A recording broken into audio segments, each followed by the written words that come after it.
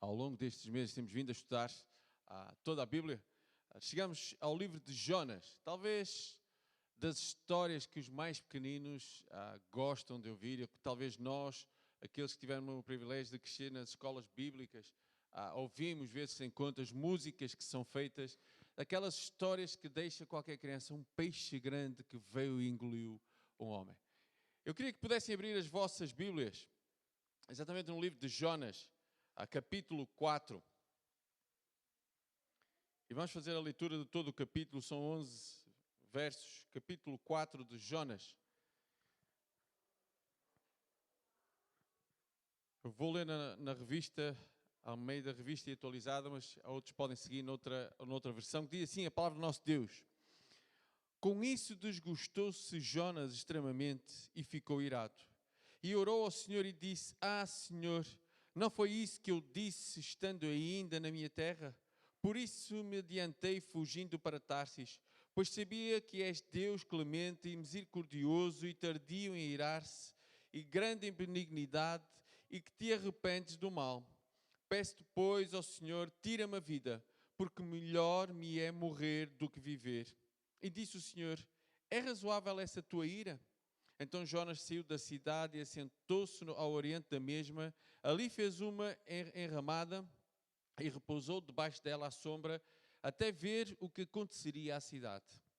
Então fez o Senhor Deus nascer uma planta que subiu por cima de Jonas, para que fizesse sombra sobre a sua cabeça, a fim de o livrar do seu desconforto. Jonas, pois, se alegrou em extremo por causa da planta. Mas Deus, no dia seguinte, ao subir da alva, enviou um verme, a qual feriu a planta e esta secou. Em nascendo o sol, Deus mandou um vento calmoso oriental. O sol bateu na cabeça de Jonas de maneira que desfalecia, pelo que pediu para si a morte, dizendo: melhor me é morrer do que viver. Verso 9. Então perguntou Deus a Jonas: é razoável essa tua ira por causa da planta? Ele respondeu: é razoável a minha ira até à morte. Tomou o Senhor, tens compaixão da planta que não te custou trabalho, a qual não fizeste crescer, que numa noite nasceu e numa noite pereceu, e não hei de eu ter compaixão da grande cidade de Nínive, em que há mais de 120 mil pessoas que não sabem discernir entre a mão direita e a mão esquerda, e também muitos animais? Vamos falar com o nosso Deus. E mais uma vez, ó Pai, estamos gratos a Ti, Senhor, pelo privilégio que nos dás da Tua Palavra. Estamos gratos, ó Pai, pelo privilégio de, neste dia, Senhor, podermos estar juntos em comunhão uns com os outros, poder adorar-te, louvar-te, mas acima de tudo, nesta manhã também, ó Pai, que a Tua voz possa ser ouvida no nosso coração. Pedimos, Senhor, que através da vida de Jonas possa ser um aprendizado para cada um de nós. Em nome de Jesus Cristo. Amém, Senhor.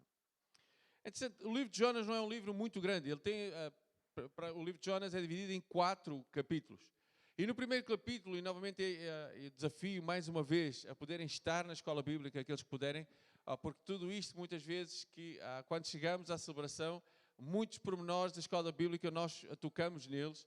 E no capítulo 1 é quando o Senhor chama a Jonas para algo que o Senhor tinha dito. Olha, vai à cidade de Nínive e prega a esta cidade. Só que Jonas faz exatamente o quê? Ele foge e fugiu. Entrou num barco ao ponto que há uma grande tempestade e os homens o lançam ao mar. E a tempestade acalma. Nisto o Senhor providenciou o grande peixe e que engole a Jonas. E Jonas durante 3 dias e 3 noites está naquele peixe.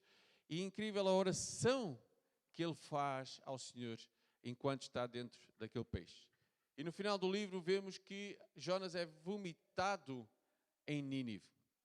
No capítulo 3 vemos que Jonas, muito contrariado, ele faz exatamente aquilo que Deus lhe tinha dito. Olha, vai pela cidade e diz que em 40 dias, se não houver arrependimento, a cidade será destruída.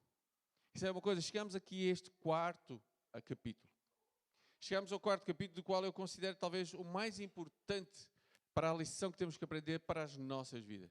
Reparem que ele começa o capítulo assim: mas Jonas ficou profundamente descontente com isso e enfureceu-se. Ele ficou descontente porquê? Porque quando Jonas vai à cidade de Nínive e prega para que a cidade se arrependesse, o que é que aconteceu? É que toda a cidade, inclusive o próprio rei de Nínive, eles se arrependem do seu pecado. É interessante que aquilo que o Senhor queria foi aquilo que deixou Jonas enfurecido. Nós podemos pensar, olha, talvez Jonas fosse louco. Para percebermos um pouquinho, os ninivitas da cidade, os homens da cidade de Nínive, os ninivitas, eram homens cruéis.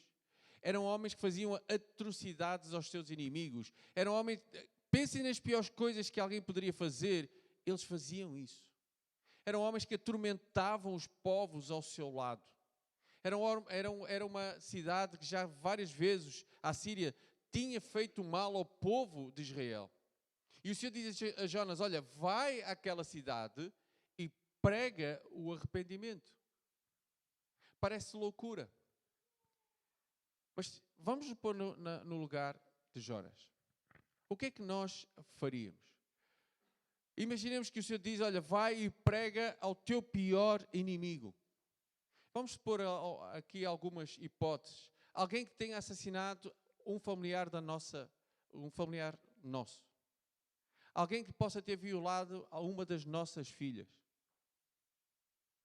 Alguém que leva uma vida de seja o que for, possamos imaginar. Prostituição. Drogas. Seja o que for. O Senhor diz, olha, vai e prega. O que é que nós faríamos? Principalmente se fosse alguém que nos oprimisse. Alguém que nós olhávamos e que muitas vezes dizemos assim, não merece perdão. Eu queria que víssemos nesta manhã 3 coisas sobre a misericórdia e o perdão de Deus. A primeira delas é que a misericórdia e o perdão de Deus, eles são insondáveis, infinitos e incompreensíveis para o homem. Novamente disse, Jonas estava a ir a pregar o arrependimento de Deus a um povo que não merecia qualquer perdão. Ele não tinha direito a isso. Na perspectiva de Jonas, os ninivitas não tinham direito a serem perdoados. Eles não tinham direito à salvação. E sabe uma coisa? É exatamente aquilo que Deus diz. Olha, vai e prega. Assim, Jonas, teologicamente, ele estava correto. Ele sabia exatamente, reparem no verso, vamos ler novamente o verso 2. Senhor, não foi isso que eu disse quando ainda estava em casa? Foi por isso que me apressei em fugitar-se. Eu sabia que tu és um Deus misericordioso, és um Deus compassivo, és um Deus paciente, és um Deus cheio de amor e que promete castigar, mas depois se arrepende. Reparem que Jonas sabia exatamente quem era o seu Deus. Paciente, misericordioso, amoroso e perdoador. A parte teológica na vida de Jonas está lá toda, direitinha. Ele sabia tudo, exatamente tudo. O problema é que ele não compreendia exatamente isso. Ele não compreendia a misericórdia que Deus tinha por aquele povo. Era insondável. Nenhum de nós, nenhum homem é capaz de medir a misericórdia do nosso Deus. Vamos parar um pouquinho. Quantas vezes nós já dissemos que alguém merece ou não merece castigo? Já várias vezes dissemos. O problema não é só quando alguém merece ou não merece castigo. O problema é que nós, deixem-me usar a palavra, quando nós selecionamos aqueles que devem quase merecer a graça de Deus ou não. Interessante que em Isaías, um dos versículos que eu gosto muito, Isaías 55:8 diz: os meus pensamentos não são os vossos pensamentos, nem os meus caminhos os vossos caminhos, porque são muito mais altos. Por isso nós não podemos mesurar a misericórdia de Deus. Eu não posso dizer que A ou B, esse sim, Deus pode ser misericordioso com ele, e A e C e D não pode ser. Mas era exatamente isso que Jonas estava a fazer. Jonas estava a dizer, Senhor, eu já sabia quando tu me chamaste que isto iria acontecer. Por outras palavras, Jonas está a dizer, olha, eles não merecem perdão. Eles são do pior que há no mundo. As atrocidades que eles têm feito. Como é que é possível tu teres misericórdia deste povo. Sabe uma coisa? A misericórdia do nosso Deus, ela é insondável. E a maior parte das vezes ao ser humano, ela é incompreensível. E acima de tudo, ela é infinita. Ela não tem fim. Quando Jonas olha para a mensagem de Deus, ele diz, não, eu não vou. Eles não merecem. Reparem que Jonas diz, é melhor eu morrer do que viver.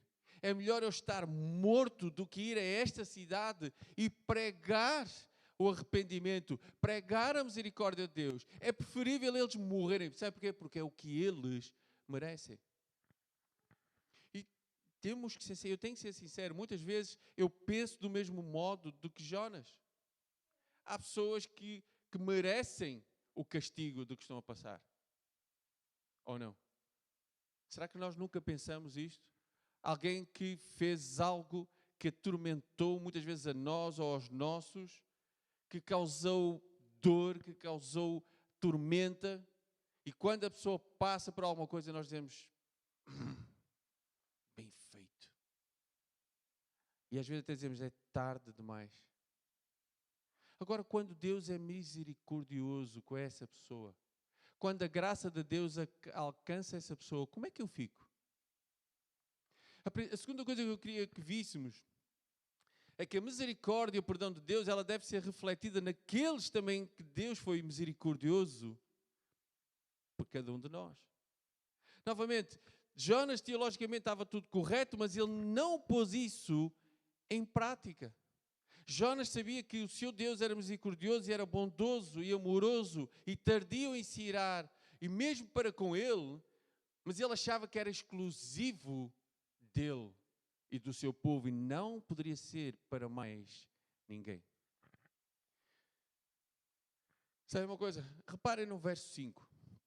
Diz o seguinte: então Jonas saiu da cidade e assentou-se ao oriente da mesma. Ali fez uma enramada e repousou debaixo dela à sombra até ver o que aconteceria à cidade. Por outras palavras, o Jonas está a dizer assim, olha, eu vou ficar aqui sentado, eu quero ver quando é que a cidade vai ser destruída. Porque é isso que eles merecem.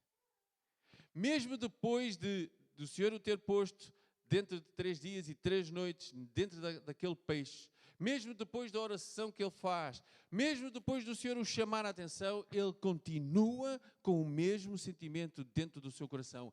Eles não merecem qualquer misericórdia. Eles não merecem a graça de Deus. Ele ficou sentado à espera, deixa ver o que é que acontece. Deixa ver se é agora que a cidade vai ser destruída. Mesmo quando o Senhor envia aquela planta e deixa que para que Jonas pudesse repousar, aquela planta cresce e dá sombra a Jonas. Jonas se alegrou com isso. Mas quando Deus mata aquela planta, manda um verme e aquela planta seca, e ele acorda com aquele sol abrasador na cara, quais são as primeiras palavras que ele diz? Mais uma vez, eu prefiro morrer. E Deus lhe faz uma pergunta muito simples, olha, a tua ira tem alguma razão? Estás irado por quê? Uma planta que nasceu numa noite e que tu não tiveste nada com isso, não mexeste um dedo para isso, e tu te alegraste, e numa noite ela seca, tu tens razão para a tua ira? E ele diz, tenho razão até à morte. Porque novamente no coração de Jonas, aquele povo não merecia qualquer misericórdia da parte de Deus. Agora vamos parar aqui um pouquinho a história de Jonas. Deus enviou Jonas com uma mensagem ao povo de Nínive. Qual foi a ordem que Deus deu à sua igreja, do qual a igreja somos cada um de nós? Qual é a ordem que Deus deu? Ninguém sabe? Qual é a ordem? Digam. Ide. Ok. O que é que nós temos feito? Deus dá a mesma ordem a cada um de nós que deu a Jonas para ir à cidade de Nínive. Olha, vai e prega o arrependimento. diz que eles são pecadores, diz que eles estão errados, mas a minha misericórdia e a minha graça, o meu amor por eles, eu os perdoo. Deus nos dá a mesma ordem a cada um de nós. Hoje, a sua igreja atual, e hoje vou falar exatamente para nós, a Igreja Batista Local, esta é a ordem que nós temos. O que é que nós temos feito? O que é que nós temos feito? Nós muitas vezes olhamos e podemos criticar Jonas, e será que nós não estamos a fazer o mesmo? Será que quando nós olhamos para aqueles que estão perdidos lá fora, muitas vezes somos com Jonas, se calhar não merece a misericórdia de Deus? Eduardo, não sei. Mais ou menos. O António. Fazemos isto ou não fazemos isto muitas vezes? Porque a partir do momento que eu não vou e não prego, eu estou a fazer exatamente ter o mesmo sentimento que Jonas. Eu sei a parte teórica, teologicamente nós estamos corretos, sabemos versículos, sabemos nos apoiar biblicamente, mas não vivemos isso na nossa vida. Nós diariamente não proclamamos a Cristo. Muitas vezes nos sentamos e deixa ver o que é que vai acontecer.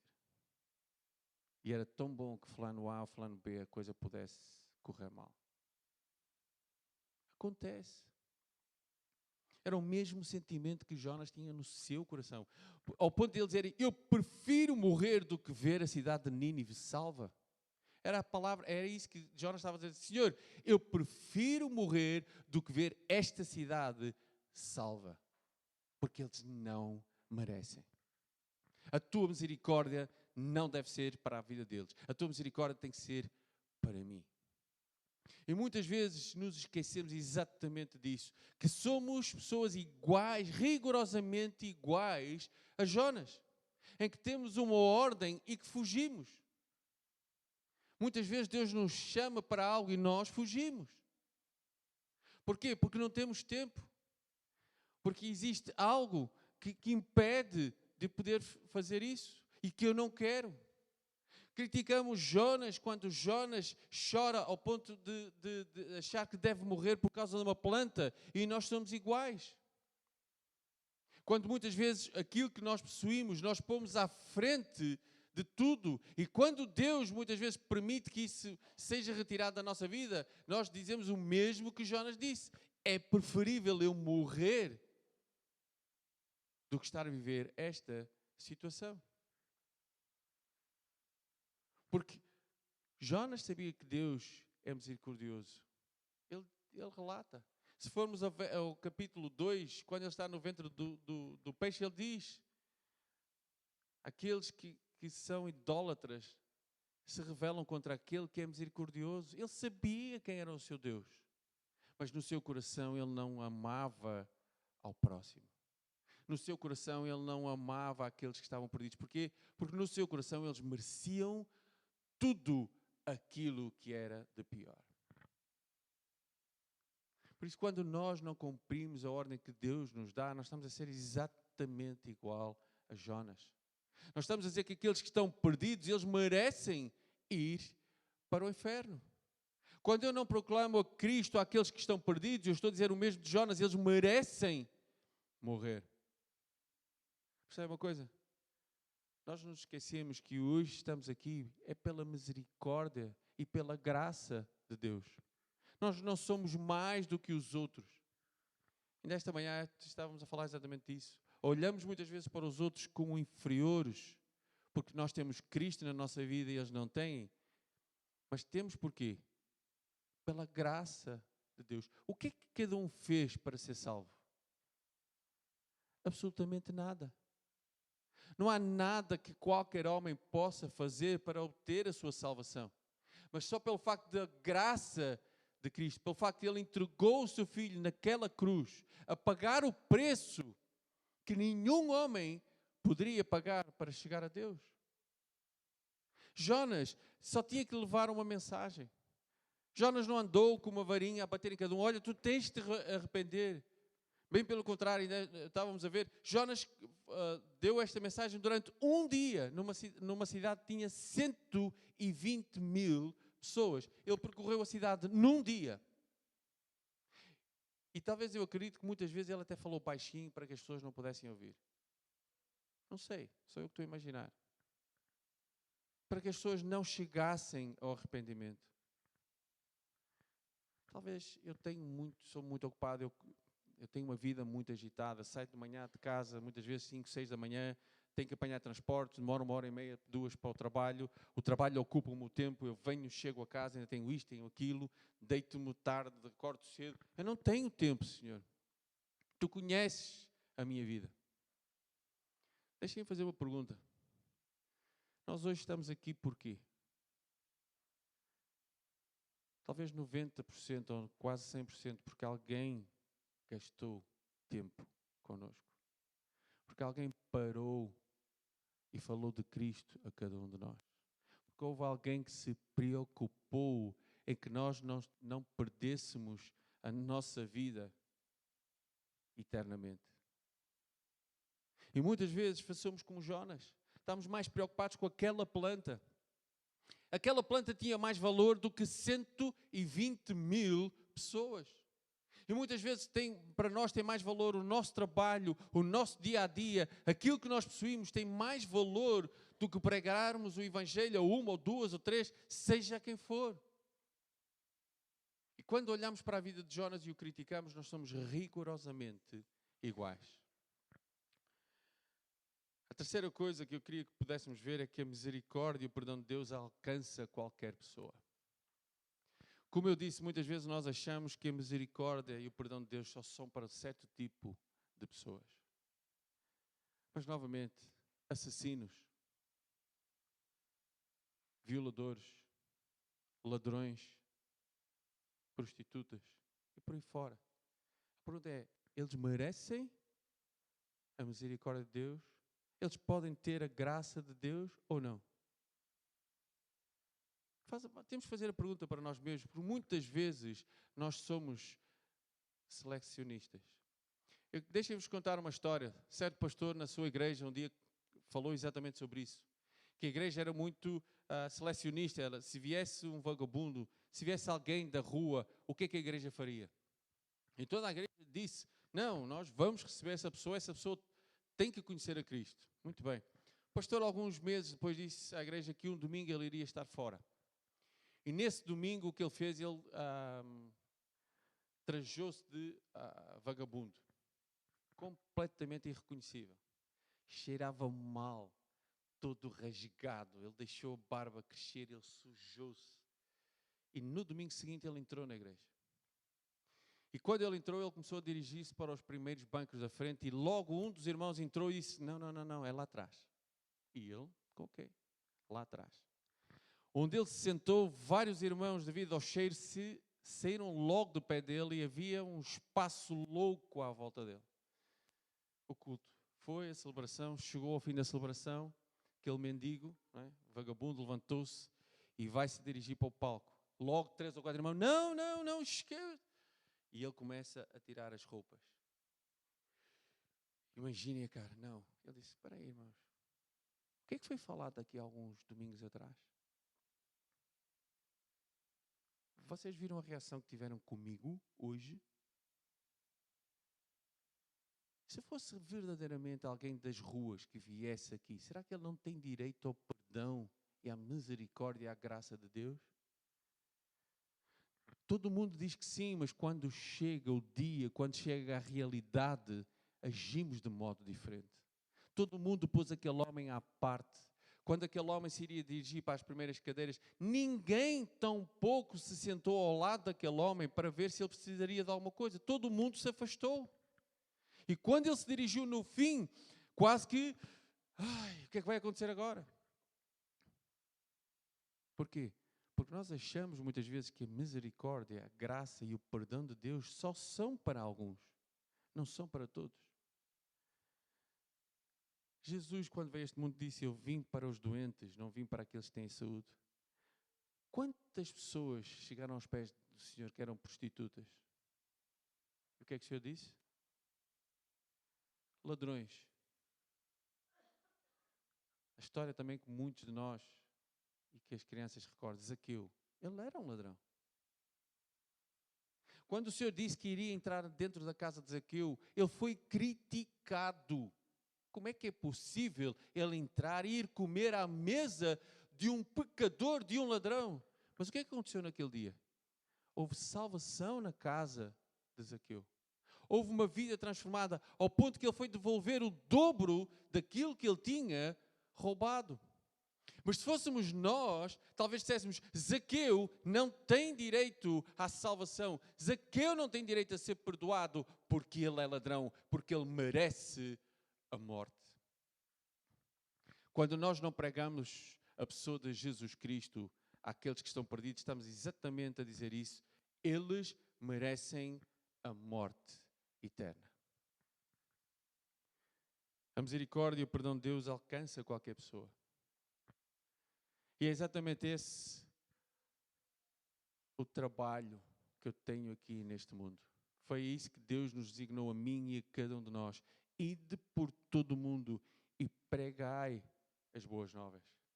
Pregai a misericórdia e o perdão de Cristo.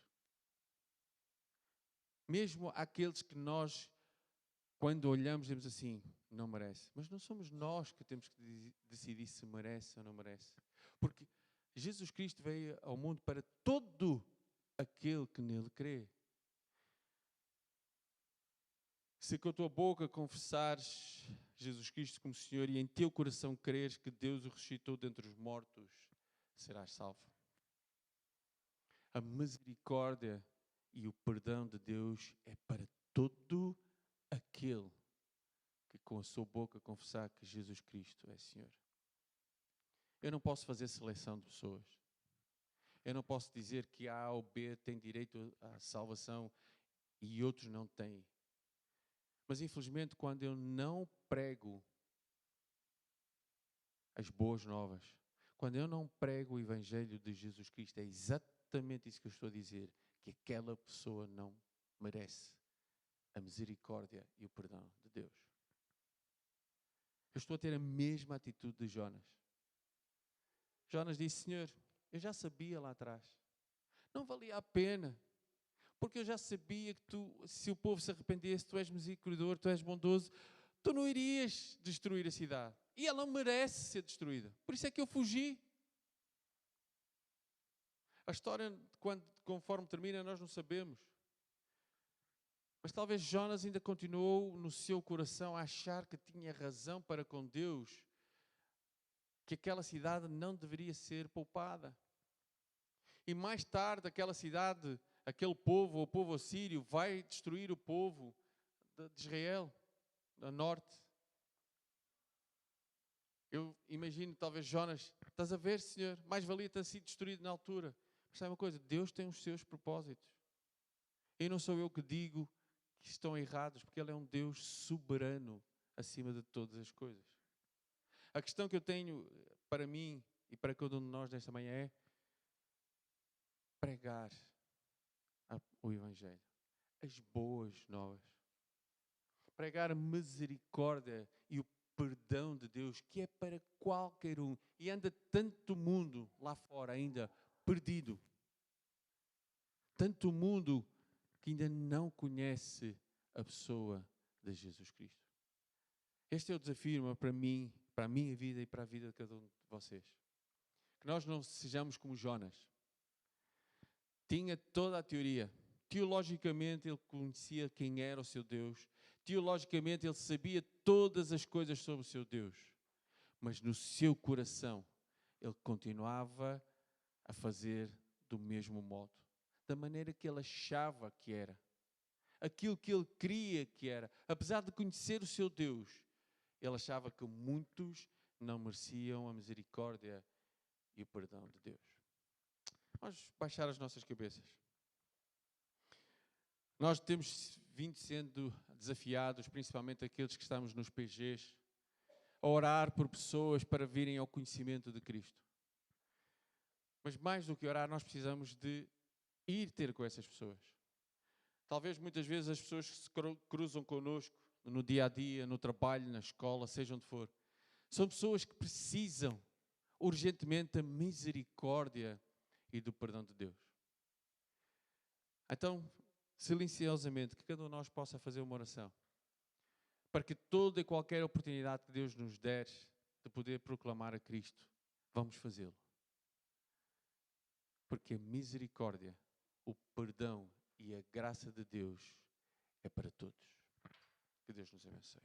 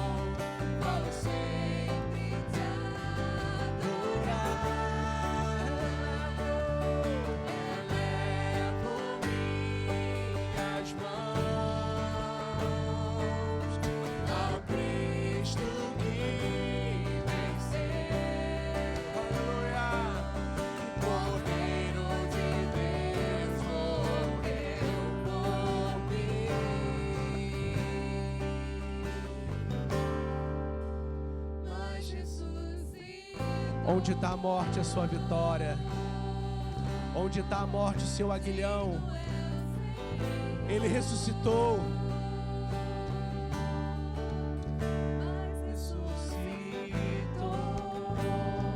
Para nos salvar e que possamos nos colocar na condição de levar a mensagem da salvação para todos.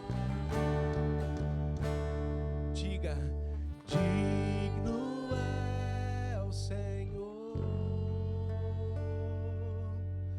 sobre o trono está, soberano Criador, para sempre te adorar. Elevo minhas mãos ao Cristo que venceu, Cordeiro de Deus morreu por mim, mas ressuscitou. Aleluia. Digno é o Senhor, mas ressuscitou, mas ressuscitou.